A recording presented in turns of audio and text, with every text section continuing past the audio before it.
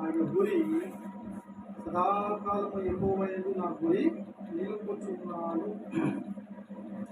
దావీదు గురి ఎట్లా ఉంది? దేవుని మీద, దేవుని యందు, యెహోవాయందు నా గురి నిలుపుచున్నాను. కాబట్టి మరి ఆ రీతిగా మన జీవితంలో కూడా మరి మనము దేవుని అందే మన గురి ఉండాలా, దేవుని అందే మనకు గురి ఉండాలి.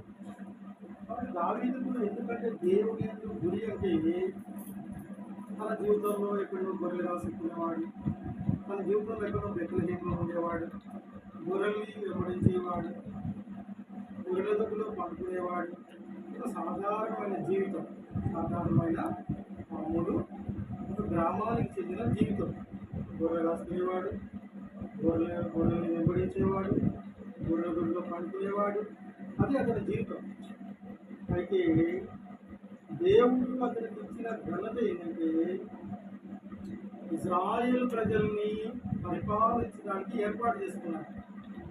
దాని వరకు ఎవరిని తృణీకరించాలో వారిని తృణీకరించినాడు, ఎవరిని అడ్డం లేకుండా చేయాలో వారిని అడ్డం లేకుండా తీసేసినాడు, ఎవరిని తీసేయాలో తీసేసినాడు, ఎవరిని మరి ఇతను నిలపడానికి మరి దేవుడు మార్గము సరళం చేసుకొచ్చినాడు. అంత గొప్ప మేలు చేసుకొచ్చినాడు.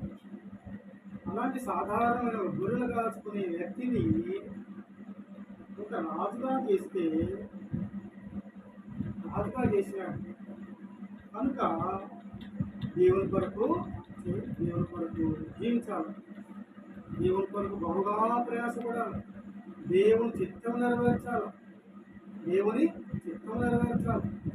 ఇష్టానుసారంగా ఉండాలి, దేవుని చిత్తానుసారంగా ఉండాలి, దేవుని సంకల్పం చేయాలి, దేవుని ఉద్దేశాలు నెరవేర్చాలి.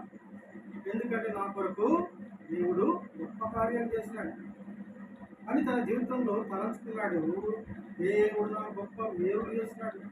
నేను పాపం చేసినప్పుడు ఏం చేసినాడు? దేవుడు ఆ పాపాన్ని బట్టి మరణానికి అప్పగించలేదు, ఆ పాపాన్ని క్షమించినాడు, ఆ పాపాన్ని పరిహారం చేసినాడు. సౌలు పాపం చేస్తే తన కుమారుడు పాపం చేసి సౌలు కుటుంబాన్ని 1 మంది ఇంతమంది దేవుడు మరి లేకుండా చేస్తూ వచ్చినాడు. అయితే దావీదుకి ఏం చేసినాడు? కృప చూపుతూ వచ్చినాడు. దావీదు కూడా తల వెంట్రుకలు మించిన దోషాలు చేస్తూ వచ్చినాడు. దావీదు కూడా నరహత్య చేస్తూ వచ్చినాడు.